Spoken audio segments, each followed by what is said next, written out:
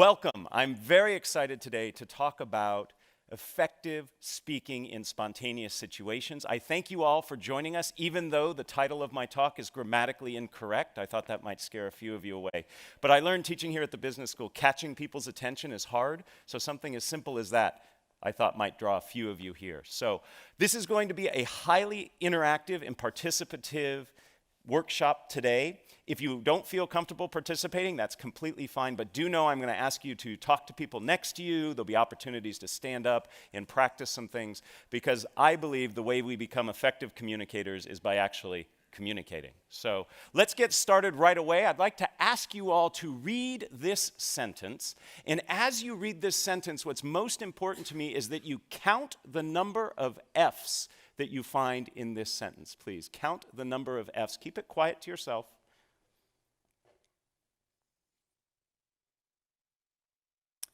Give you just another couple seconds here.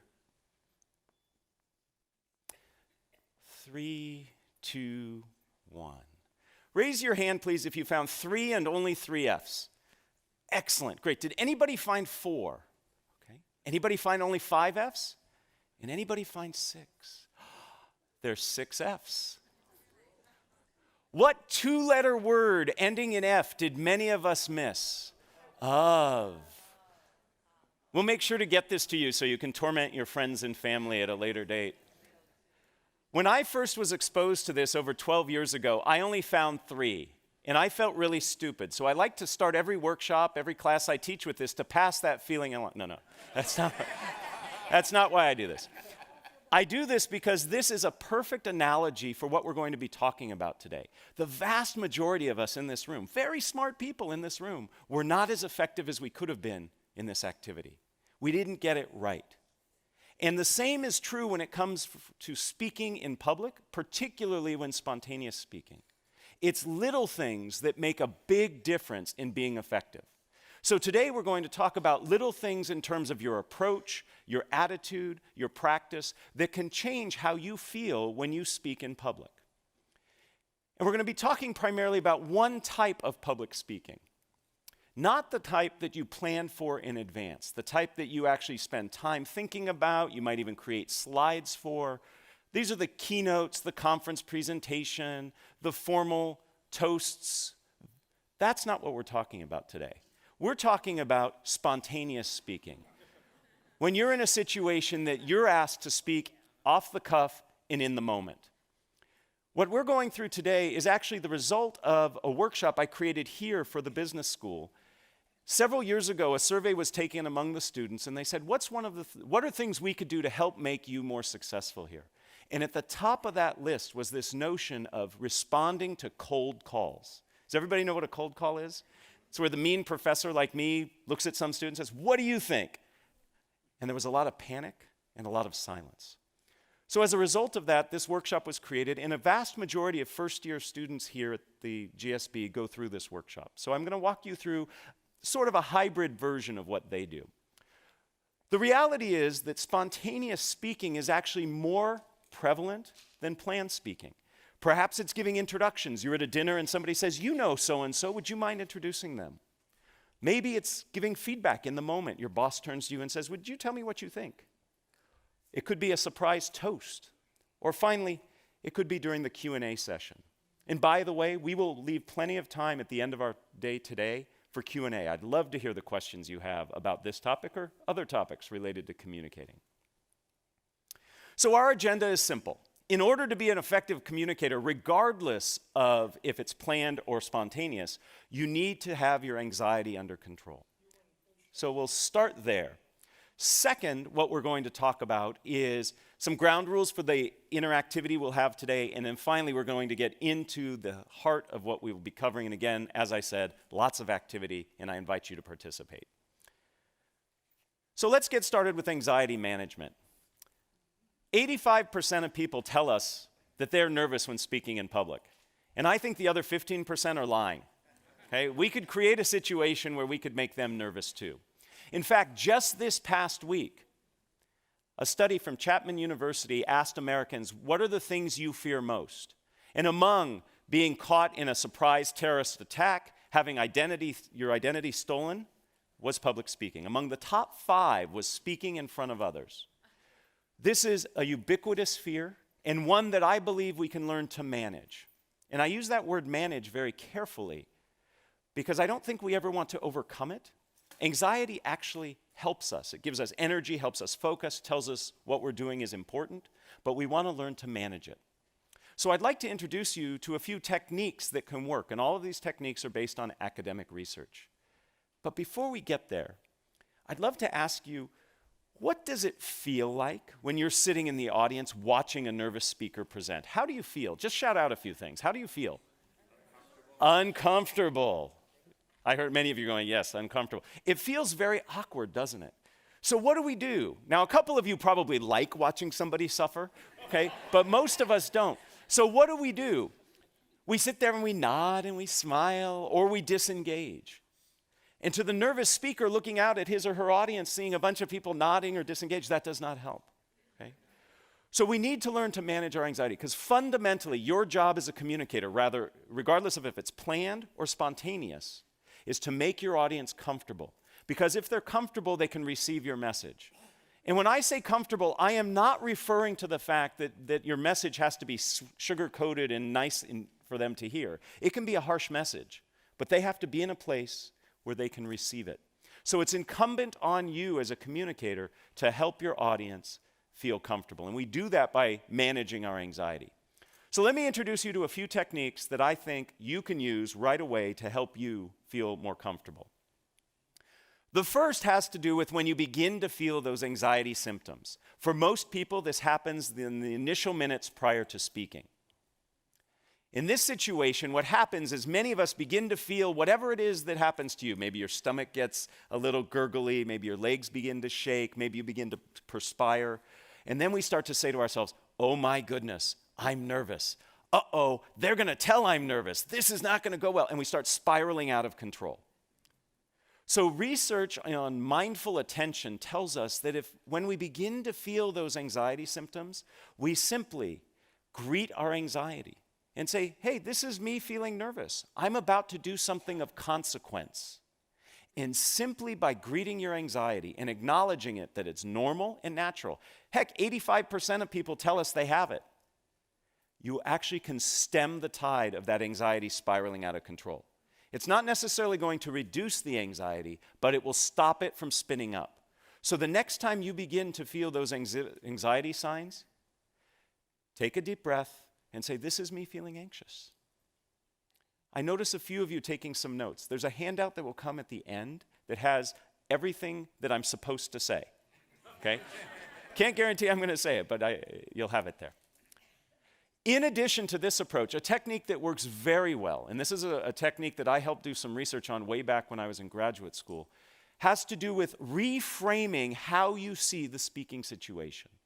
Most of us, when we are up presenting, planned or spontaneous, we feel that we have to do it right.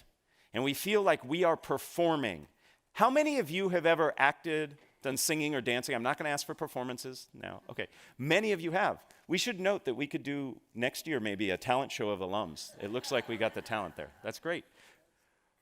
So when you perform, you know that there's a right way and a wrong way to do it. If you don't hit the right note or your right line at the right time, at the right place, you've made a mistake. It messes up the audience. It messes up the people on stage. But when you present, there is no right way. There's certainly better and worse ways, but there is no one right way. So we need to look at presenting as something other than performance. And what I'd like to suggest is what we need to see this as is a conversation. Right now, I'm having a conversation with 100+ people rather than saying I'm performing for you. But it's not enough just to say, this is a conversation. I want to give you some concrete things you can do. First, start with questions. Questions by their very nature are dialogic. They're two-way. What was one of the very first things I did here for you? I had you count the number of F's and raise your hands. I asked you a question. That gets your audience involved. It makes it feel to me as the presenter as if we are in conversation.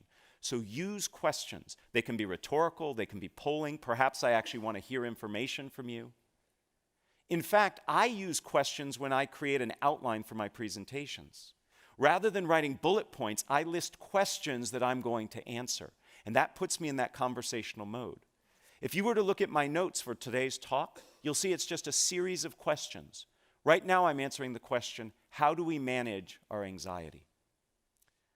Beyond questions, another very useful technique for making us conversational is to use conversational language. Many nervous speakers distance themselves physically. If you've ever seen a nervous speaker present, he or she will say something like this: "Welcome, I am really excited to be here with you." They pull as far away from you as possible because you threaten us, speakers. You make us nervous, so we want to get away from you. We do the same thing linguistically. We use language that distances ourselves. It's not unusual to hear a nervous speaker say something like, "One must consider the ramifications," or "Today we're going to cover step 1, step 2, step 3. That's very distancing language. To be more conversational, use conversational language. Instead of "one must consider," say, "This is important to you. We all need to be concerned with." Do you hear that inclusive conversational language? Has to do with the pronouns. Instead of step 1, step 2, step 3. First, what we need to do is this. The second thing you should consider is here. Use conversational language. So being conversational can also help you manage your anxiety. The third technique I'd like to share is research that I actually started when I was an undergraduate here. I was very fortunate to study with Phil Zimbardo of the Stanford Prison Experiment fame. Many people don't know that Zim actually was instrumental in starting one of the very first shyness institutes in the world, and especially in the country. And I did some research with him that looked at how your orientation to time influences how you react. And what we learned is if you can bring yourself into the present moment, rather than being worried about the future consequences, you can actually be less nervous. Most of us, when we present, are worried about the future consequences. My students are worried they're not going to get the right grade. Some of you are worried you might not get the funding, you might not get the support, you might not get the laughs that you want. All of those are future states. So if we can bring ourselves into the present moment, we're not going to be as concerned about those future states, and therefore we'll be less nervous. There are lots of ways to become present-oriented. I know a professional speaker. He's paid $10,000 an hour to speak. It's a good gig. He gets very nervous. He's up in front of crowds of thousands. Behind the stage, what he does is 100 push-ups right before he comes out. You can't be that physically active and not be in the present moment. Now, I'm not recommending all of us go to that level of exertion because he starts out of breath and sweaty, right? But a walk around the building before you speak, that can do it. There are other ways. If you've ever watched athletes perform and get ready to do their event, they listen to music. They focus on a song or a playlist that helps get them in the moment. You can do things as simple as counting backwards from 100 by tough numbers like 17. I'm going to pause because I know people in the room are trying. Yeah. Gets hard after that third or fourth one, I know. My favorite way to get present-oriented is to say tongue twisters.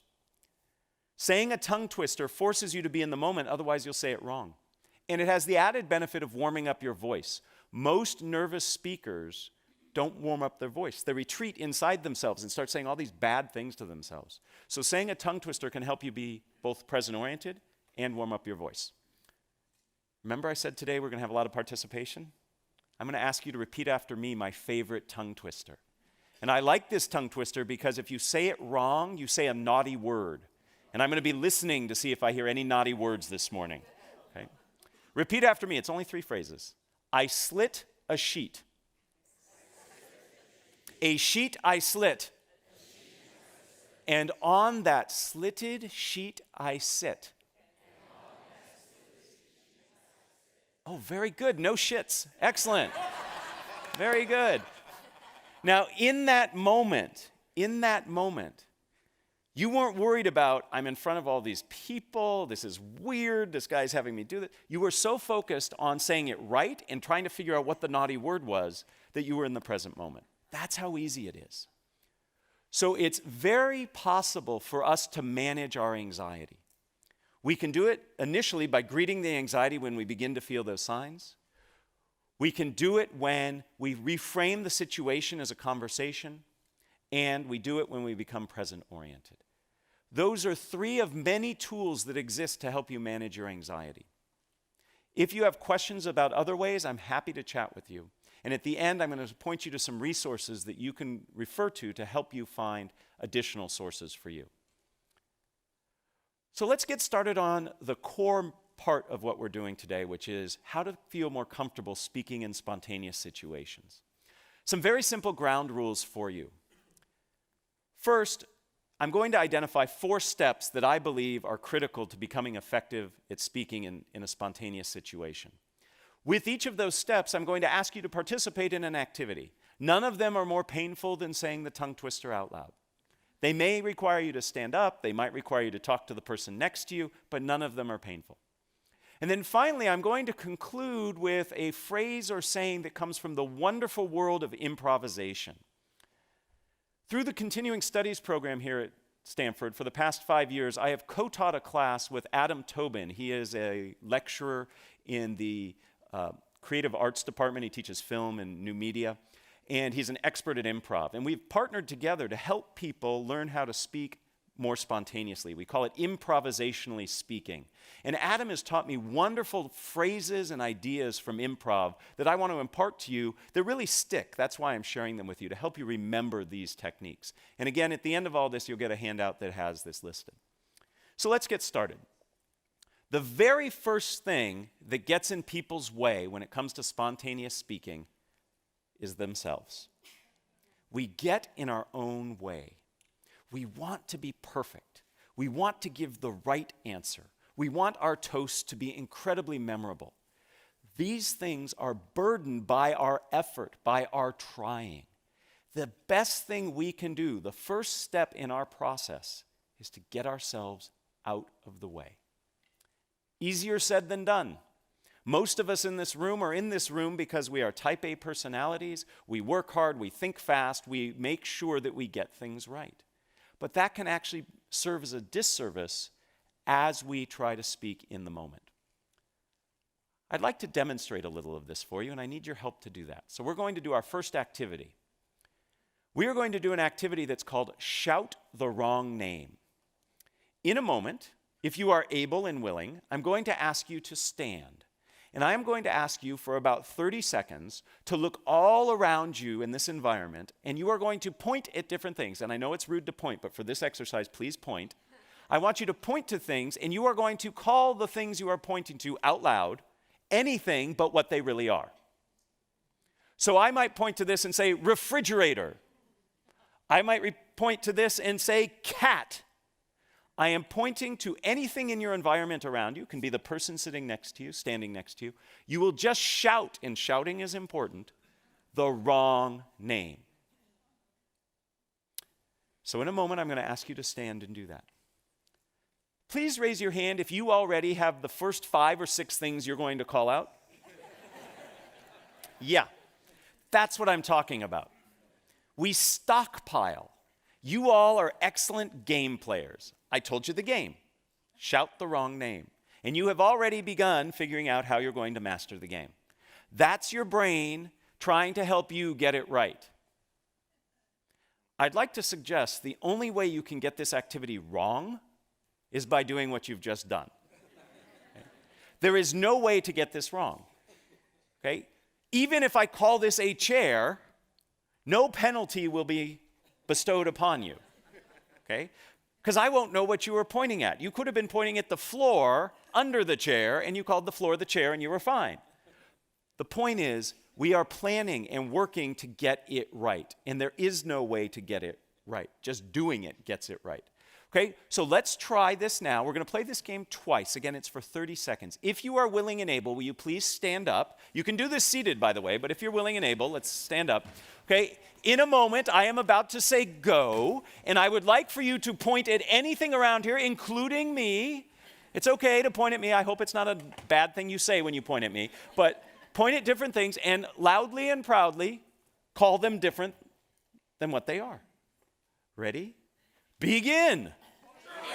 Porcupine, California, salt shaker, car, library, tennis racket, purple, Orange. Putrid. Hello. Time.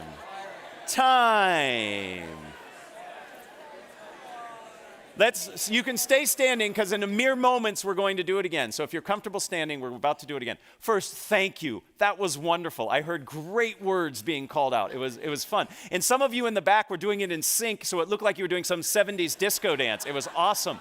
Okay? This was great. Now, let me ask you just a few questions. Did you notice anything about the words that you were saying? Did we find patterns, perhaps? Maybe some of you were going through fruits and vegetables. A few of you were going through things that started with the letter A, right? That's your brain saying, okay, you told me not to stockpile, so I'm going to try to be a little more devious, and I'm going to give you patterns, okay? Same problem. When we teach that class I told you about, that improvisationally speaking class, we like to say, your brain is there to help you. These things it's doing have helped you be successful, but like a windshield wiper, we just want to wipe those suggestions away and see what happens, okay? So we're going to do this activity again.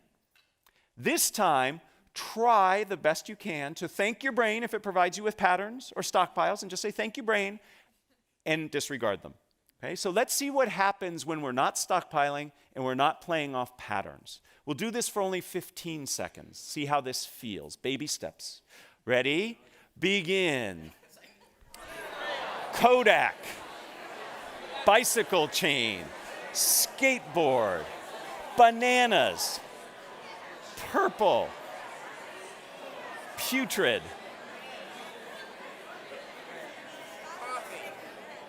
Time. Please have a seat. Thank you again. Did you notice a difference between the second time and the first time? Yes. Was it a little easier that second time? No. That's okay. We're just starting. These skills are not like a light switch. It's not like you learn these skills and then all of a sudden you can execute on them. This is a wonderful game. This is a wonderful game to train your brain to get out of its own way. You can play this game anywhere, anytime. I like to play this game when I'm sitting in traffic. Makes me feel better. I shout things out. They're not the naughty things that I want to be shouting out, but I shout out things and it helps. You're training yourself to get out of your own way. You're working against the muscle memory that you've developed over the course of your life with a brain that acts very fast to help you solve problems. But in essence, in spontaneous speaking situations, you put too much pressure on yourself trying to figure out how to get it right. So a game like this teaches us to get out of our own way. It teaches us to see the things that we do that prevent us from acting spontaneously. In essence, we are reacting rather than responding. To react means to act again. You've thought it and now you're acting on it. That takes too long and it's too thoughtful. We want to respond in a way that's genuine and authentic.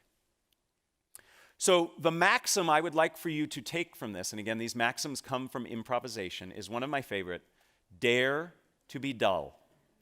And in a room like this, telling you dare to be dull is offensive, and I apologize. But this will help. Rather than striving for greatness, dare to be dull. And if you dare to be dull and allow yourself that, you will reach that greatness. It's when you set greatness as your target that it gets in the way of you ever getting there. Because you over-evaluate, you overanalyze, you freeze up. So the first step in our process today is to get out of our own way. Dare to be dull. Easier said than done, but once you practice, and a game just as simple as the one we practiced is a great way to do it. But that's not enough. Getting out of our own way is important, but the second step of our process has us change how we see the situation we find ourselves in. We need to see the speaking opportunity that we are a part of as an opportunity rather than a challenge and a threat. When I coach executives on Q&A skills, when they go in front of the media or whatever, investors, they see it as an adversarial experience. Me versus them. And one of the first things I work on is change the way you approach it. A Q&A session, for example, is an opportunity for you. It's an opportunity to clarify. It's an opportunity to understand what people are thinking. So if we look at it as an opportunity, it feels very different. We see it differently, and therefore we have more freedom to respond. When I feel that you are challenging me, I am going to do the bare minimum to respond and protect myself. If I see this as an opportunity where I have a chance to explain and expand, I'm going to interact differently with you. So spontaneous speaking situations are ones that afford you opportunities. So when you're at a corporate dinner and your boss turns to you and says, "Oh, you know him better than the rest. Would you mind introducing him?" You say, "Great, thank you for the opportunity," rather than, right? I better get this right. So see things as an opportunity. I have a game to play to help us with this. This is a fun one. The holidays are approaching. We all in this room are going to give and receive gifts. Here's how this game will work. It works best if you have a partner. So I'm hoping you can work with somebody sitting next to you. If there's nobody sitting next to you, you turn around, introduce yourself, great way to connect. If not, you can play this game by yourself. It's just a little harder and you can't do the second part of the game. So after I explain the game, this gives you a chance to get to know somebody. Here's how it works. If you have a partner, you and your partner are going to exchange imaginary gifts. Okay? Pretend you have a gift. It can be a big gift, it can be a small gift. And you will give your gift to your partner. Your partner will take the gift and open it up and will tell you what you gave them. Because you just gave them a gift. So you are going to open up the box and you're going to look inside and you are going to say the first thing that comes to your mind in the moment, not the thing you have all just thought of. Or the thing after that. Remember what we talked about before? That still plays. That's still in play. Okay, you're stockpiling. Look in there.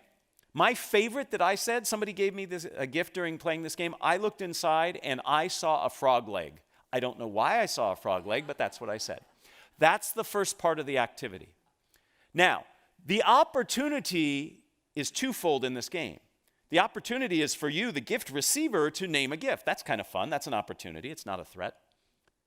But the real opportunity is for the gift giver, because the gift giver then has to say, so you look and you say, "Thank you for giving me a frog's leg," and the person will look at you and say, "I knew you wanted a frog's leg because..." So whatever you find, the person who has received it is going to say, "Absolutely, I'm so glad you're happy. I got it for you because..." So you have to respond to whatever they say, right? What a great opportunity. Now, some of you are sitting there going, "Oh, that's hard. I don't want to do it. I'm going to make a fool out of myself." Others of you are, if you're following this advice, are saying, "What a great opportunity," right? So the game again is played like this. You and your partner will each will exchange a gift. One will start, then the other will follow. The first person will give a gift to the second person opens the box, however big the box is, and if the box is big and you find a penny in it, perfect, doesn't matter.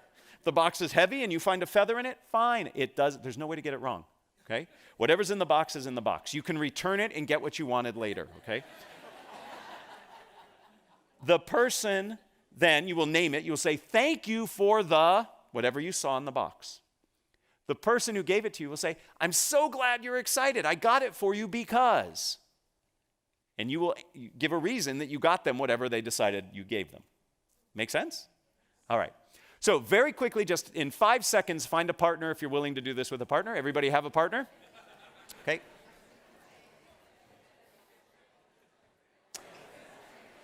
All right. In your partnerships, pick an A person and a B person. You may stand or sit. It's totally up to you. Pick an A and pick a B. Okay? B goes first. Ha, ha, ha. All right. B, give A a gift. B, give A a gift. A, thank them. And then B will name and give the reason they gave it to him.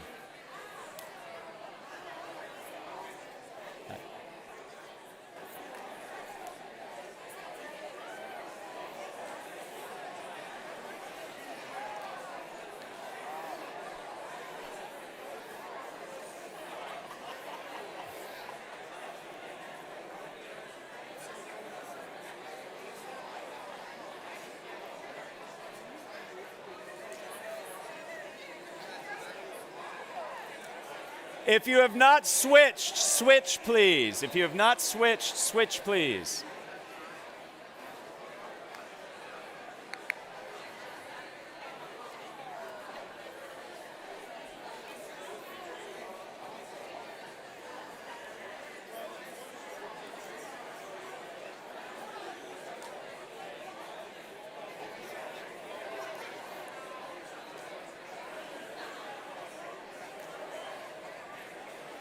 Let's wrap it up in 30 seconds, please. Let's wrap it up.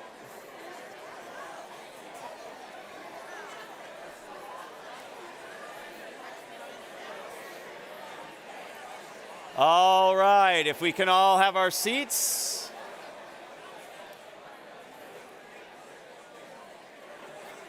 If we can all take our seats, please. I know I'm telling a room of many MBA alums to stop talking, and that's hard.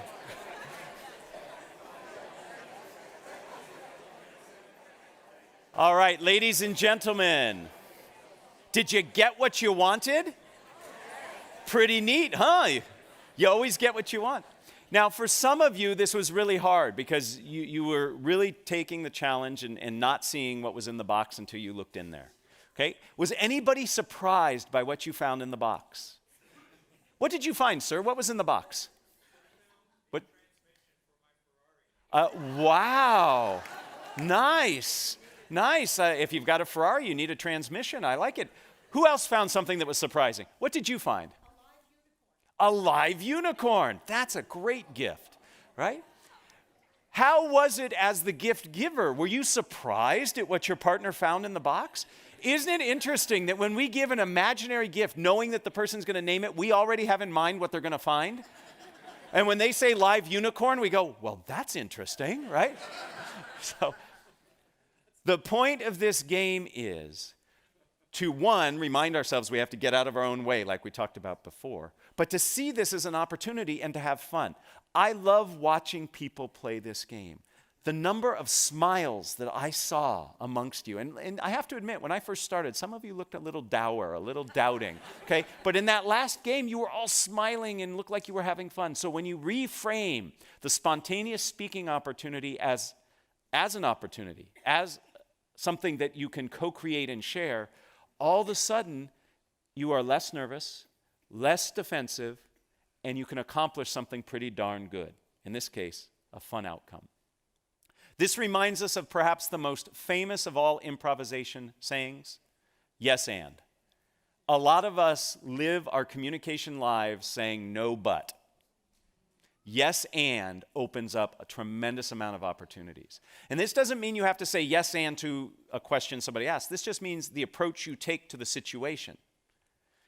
So you're going to ask me questions. That's an opportunity. Yes, and I will follow through. Versus no and being defensive. So we've accomplished the first two steps of our process. First, we get out of our own way, and second, we reframe the situation as an opportunity. The next phase is also hard, but very rewarding, and that is to slow down and listen. You need to understand the demands of the requirement you find yourself in order to respond appropriately. But often, we jump ahead. We listen just enough to think we got it, and then we go ahead, starting to think about what we're going to respond, and then we respond. We really need to listen. Because fundamentally, as a communicator, your job is to be in service of your audience. And if you don't understand what your audience is asking or needs, you can't fulfill that obligation. So we need to slow down and listen. I have a fun game to play. In this game, you are going to SPLLEVERYTHINGYOUSAY. TOYOURPARTNER. I will translate. You are going to get with the same partner you just worked with, and you are going to have a very brief conversation about something fun that you plan to do today, I know this is the most fun you're going to have all day, but the next fun thing you're going to do today, you are going to tell your partner what you are going to do that will be fun today, but you are going to do so by spellingit. Okay? So you're going to spell it. It's okay if you are not a good speller. Okay? You'll see the benefit of doing this. So, with the partner you just worked with, person A is going to go first this time. You are simply going to tell your partner, actually you're going to spell to your partner what it is of fun, something of fun, that you're going to do today. Okay? Do what you were really going to do for fun and not do things like FEEDTHECAT, right? Just because you don't want to spell, right? So, you can use big words. All right, 30 seconds each. Spell to your partner something fun that you're going to do today.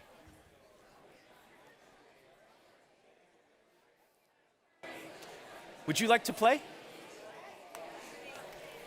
Go ahead. Gothegame. Oh my goodness, say it again. Spell it again.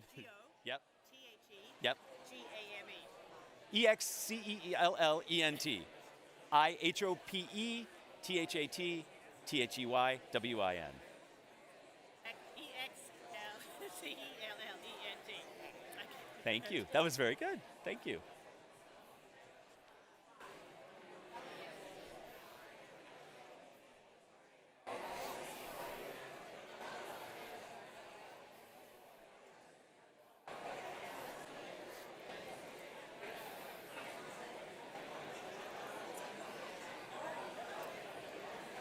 If you have not switched, switch. Take 30 more seconds with the new partner spelling.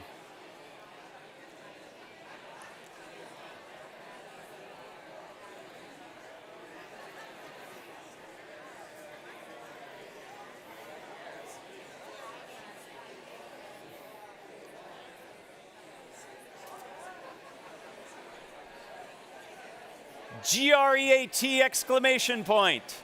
THANKYOU, PLEASE, TAKEYOURSEAT.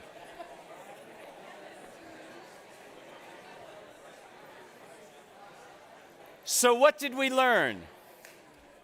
What did we learn? Besides that we're not so good at spelling.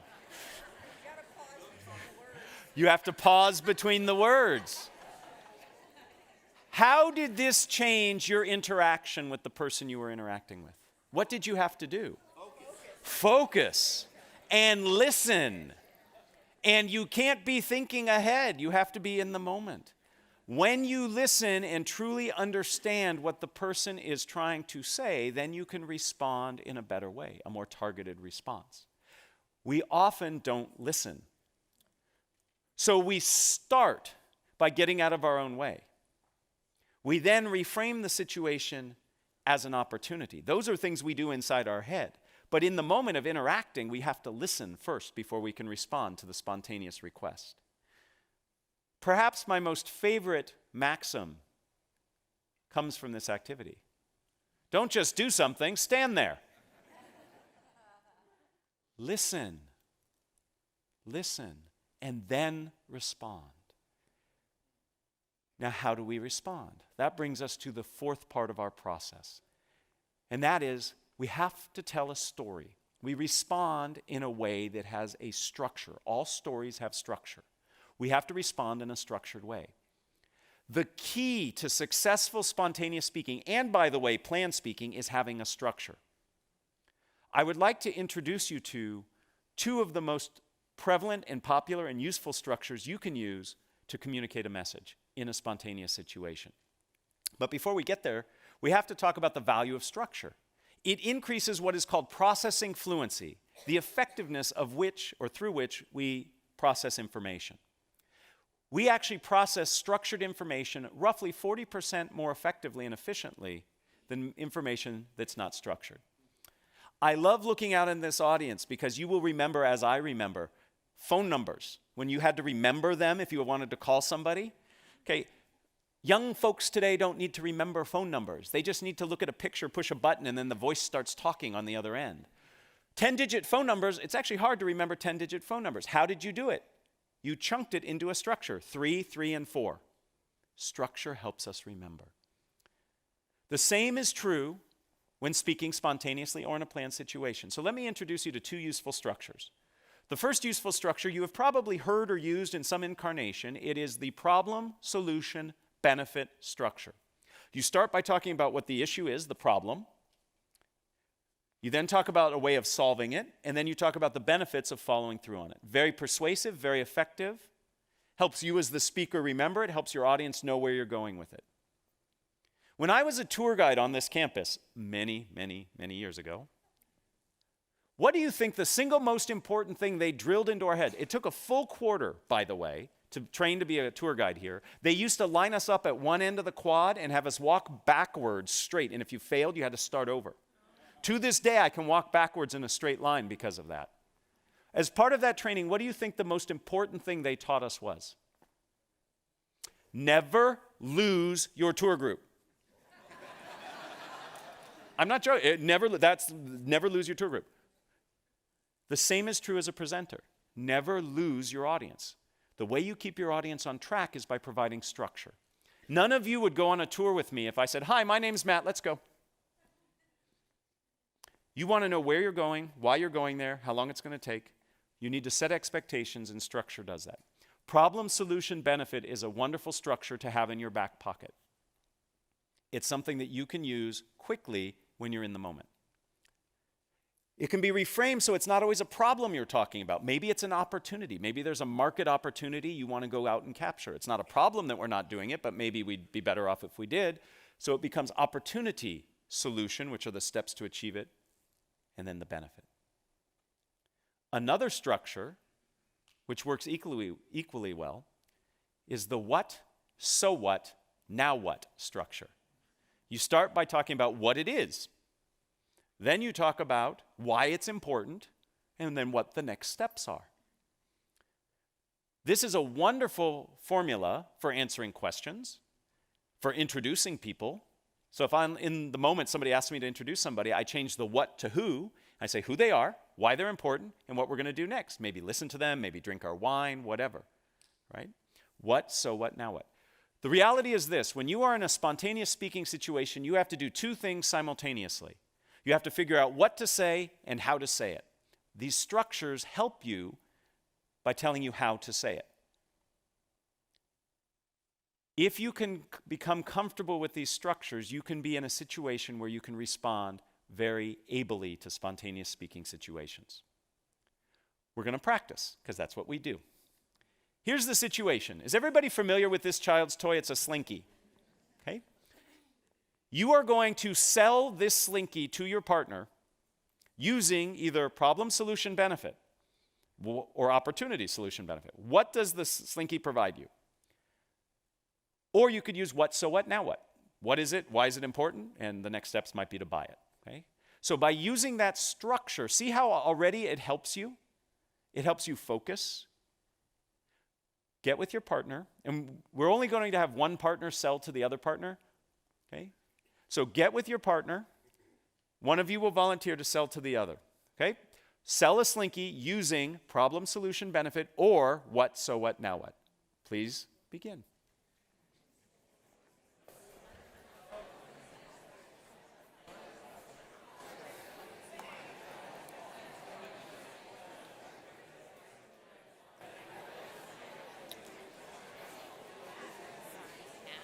So we have the handouts, but I'm also going to be doing the Microphone? mic. So when I debrief this, you can go ahead and pass them out. Okay, Does so that make sense? After Q&A? No, after this activity. Okay, and then after that we'll do Q&A. Correct.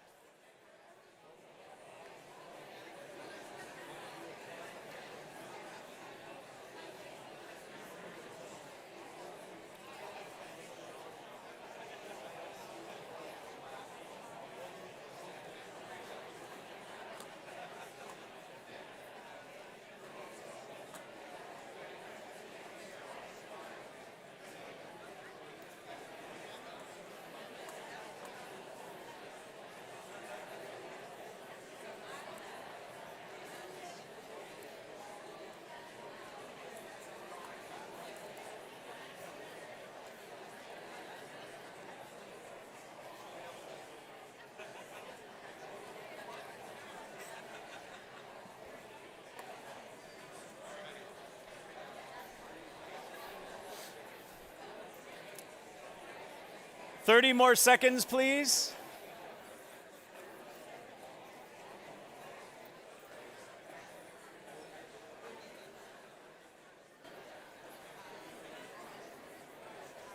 Excellent. Let's all close the deal, seal the deal. I have never seen more people in one place doing this at the same time. I love it. I teach people to gesture and gesture big. It's great. I love it. So if you were the recipient of the sales pitch, thumbs up. Did they do a good job? Did they use the structure? Awesome. I'm recruiting you all for my next business as my salespeople.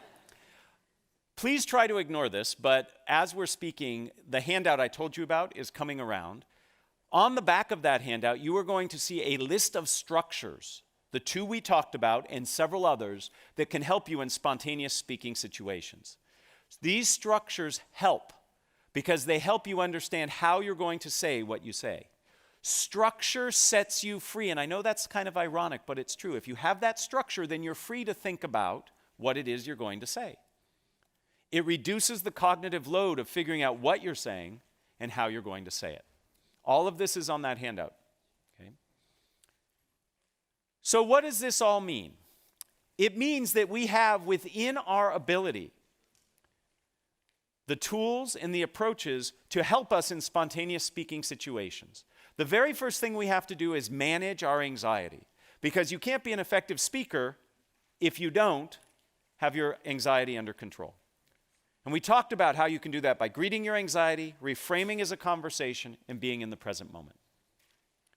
Once you do that, you need to practice a series of 4 steps that will help you speak spontaneously. First, you get out of your own way. I would love it if all of you, on your way from here to the football game, point at things and call them the wrong name. It'll be fun. If most of us do it, then it won't be weird. If only 1 and 2 of us do it, it'll be weird. Right? Second, give gifts. By that I mean see your interactions as ones of opportunity, not challenges. Third, take the time to listen. Listen. And then finally, use structures. And you have to practice these structures. I practice these structures on my kids. I have 2 kids. When they ask me questions, I usually answer them in what, so what, now what. They don't know it. But when they go over to their friends' houses and they see their friends ask their dads questions, they don't get what, so what, now what. So, you have to practice. The more you practice, the more comfortable you will become. Ultimately, you have the opportunity before you to become more compelling, more confident, more connected as a speaker if you leverage these techniques. If you're interested in learning more, this is where I do a little plug. Okay, I've written a book. Many of the MBA students who take the strategic communication classes here that I and others teach read it. It's called Speaking Up Without Freaking Out. More importantly, there's a website here that I curate called No Freaking Speaking. And it has lots of information that I've written and others have written about how to become more effective at speaking. So that's the end of my plug. What I'd really like to do is enter into a spontaneous speaking situation with you. And I would love to entertain any questions that you have. There are 2 people who are running around with microphones. So some of us who remember the Phil Donahue show, we're going to do a little bit of that. If you have a question, the microphone will come, and I'm happy to answer it. I think if you... Is it on? Yeah. Okay. We can hear you. Great. Can you talk about hostile situations? Hostile situations, yes. So when you find yourself in a challenging situation, first, it should not become a surprise to you. It should not be a surprise. Before you ever speak, you should think about what is the environment going to be like. So it shouldn't surprise you that there might be some challenges in the room. When there are hostile situations that arise, you have to acknowledge it. So if somebody says, "That's a ridiculous idea, why did you come up with that?" To simply say, "So the idea I came up with was," right? Acknowledge the emotion. I recommend not naming the emotion, okay? So you sound really angry. The person says, "I'm not angry, I'm frustrated." Now we're arguing over their mental state, right? Emotional state. So I say something like, "I hear you have a lot of passion on this issue," or "I hear there's great concern from you." So you acknowledge the emotion, because otherwise it sits in the room. And then reframe or respond the way that makes sense. So if somebody raises their hand and says, "Your product is ridiculously priced. Why do you charge so much?" I might say, "I hear great concern. And what you're really asking about is the value of our product. And I would give my value proposition, and then I would come back and say, and because of the value we provide, we believe it's priced fairly. So you answer the question about price, but you reframe it in a way that you feel more comfortable answering it. So the way to do this is to practice all the skills we just talked about. The only skill that I'm adding to this is the awareness in advance that you might be in that situation. First, I have to truly listen to what I'm hearing, right? It's very easy for me when I hear a challenging question to get all defensive and not hear what the person's asking. I see it as an opportunity to reframe and explain. Okay, so again, you have to practice, but that's how I think you address it. Are there other questions? I see a question back here. Yes, please. Yes, first of all, thank you very much. Great presentation. Thank you. For a lot of the speaking I do, I have remote audiences, so audiences distributed all over the country with telecom. Any tips for those kinds of audiences? So when you are speaking in a situation where not everybody is co-located, okay? In fact, right at this very moment, there are people watching this presentation remotely. What you need to do is be mindful of it. Second, try to include engagement techniques where the audience actually has to do something. So physical participation is what we did here through the games. You can ask your audience to imagine something. Imagine what it would be like if, when we try to achieve a goal. Rather than saying, here's the goal we're trying to achieve, say, imagine what it would be like if. See what that does to you. It pulls you in. I can take polling questions. Most of the technology that you're referring to has some kind of polling feature. You can open up some kind of wiki or Google Doc or some collaborative tool where people can be doing things and you can be monitoring that while you're presenting. So I might take some breaks. I talk for 10, 15 minutes and say, okay, let's apply this and let's go into this Google Doc I've created and I see what people are doing. So it's about variety and it's about engagement. Those are the ways that you really connect to people who are remote from you. Other questions? Who you're pointing? Oh, I've got to look for where the mic is. Yes, please. This may be similar to the first question, Sure. but I do a lot of expert witness testimony. What's your recommendation for handling cross-examination, specifically? I Specifically, feel like I'm hostile being cross-examined, right? That's very hostile. So in any speaking situation that you go into that has some planned element to it, I recommend identifying certain themes that you think are important or believe need to come out. And then with each one of those themes, have some examples and concrete evidence that you can use to support it. You don't go in with memorized terms or ways of saying it. You just have ideas and themes, and then you put them together as necessary. So when I'm in a situation where people are interrogating me, I have certain themes that I want to get across and make sure that I can do that in a way that fits the needs in the moment. If it's hostile, again, the single best tool you have to buy yourself time and to help you answer a question efficiently is paraphrasing. The paraphrase is like the Swiss Army knife of communication. If you remember the show MacGyver, it's your MacGyver tool, right? So when a question comes in, the way you paraphrase it allows you the opportunity to reframe it, to think about your answer, and to pause and make sure you got it right. So when you're under those situations, if you have the opportunity to paraphrase, say, so what you're really asking about is X, Y, and Z, that gives you the opportunity to employ one of these techniques. Now, I've never been an expert witness because I'm not an expert on anything, but those tools, I believe, could be helpful. The microphone is back there. Thank you. Thank Yes. you so much. This has been so helpful and enjoyable this good. morning. Thank you. Would you please show the last screen so we can get down the name of the book that you've written and the information? Absolutely. Thank you. I think they actually, you might even have an opportunity to, and it's on the sheet too. Everything I said is on the back of that sheet, but I'm happy to have this behind me while I talk. Other questions? Yes, please. Yes, I work with groups that that represent many different cultural backgrounds. Yes. So are there any caveats, or is this a universal strategy? So in terms of, from your perspective as the speaker, I believe this applies. But whenever you communicate, part of the listening aspect is also thinking about is who is my audience and what are their expectations? So what are the cultural expectations of the audience that I'm presenting to? So there might be certain norms and rules that are expected. So when I travel and do talks, I have to take into account where I'm doing the presentation. So I help present in the Ignite program. And if you have not heard about the Ignite program here at the GSB, it's fantastic. And I just did a presentation standing in one of these awesome classrooms that have all these cameras, and I just taught 35 people in Santiago, Chile. Right?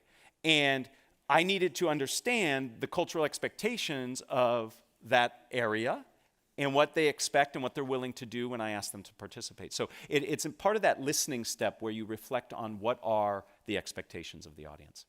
I think we have time for 2 more questions, and then I'm going to hang around afterwards if anybody has individual questions, but some of these folks really want me to keep on schedule. Yes, please. I wanted to ask a question. One of the things that you've done effectively in your talking, and I've seen other effective speakers do, is interject humor in their talk. What are the risks and rewards of trying to do that? Well, first, thank you, and I appreciate all of you laughing. That's the sum total of all my jokes. You've heard them. I am not funny beyond those jokes. So humor is wonderfully connecting. It's wonderfully connecting. It's a great tool for connection. It is very, very risky. Cultural reasons get in the way. Sometimes what you think is funny isn't funny to other people. What research tells us is that if you're going to try to be funny, self-deprecating humor is your best bet, okay? Because it is the least risky. There is nothing worse than putting out a joke and having no response. It actually sets you back farther than if you would have gotten, where you would have gotten if the joke would have hit. So, basic fundamentals you need to think about with humor. 1, is it funny? How do I know? I ask other people first. 2nd, what happens if it doesn't work? Have a backup plan, right? And then 3rd, if you're worried about the answers to those first 2, don't do it, right? One last question, please. The microphone is right here. And then, like I said, I will hang around afterwards. Yes, please. I am sort of on the opposite side of this since I am a journalist and I frequently have to ask spontaneous questions of people who have been through media training. Yes. So any tips for chinks in the armor, way to ask a question without being antagonistic but get a facsimile of a straight answer? Well, so let me give you 2 answers. One is I have young boys, and the power of the why is great. Just ask why a couple times, and you can get through that first 2 layers of training. You know, why do you say that? How do you feel about that? The second bit is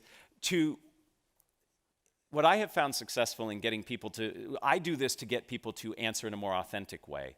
What I'll do is I'll ask them to give advice. So what advice would you give somebody who's challenged with this? Or what advice would you give to somebody in this situation? And by asking for the advice, it changes the relationship they have to me as the question asker, and I often get much more rich, detailed information. So the power of the why, and then put them in a position of providing guidance, and that can really work. With that, I am going to thank you very much. I welcome you to ask questions later, and enjoy the rest of your reunion weekend. Thank you.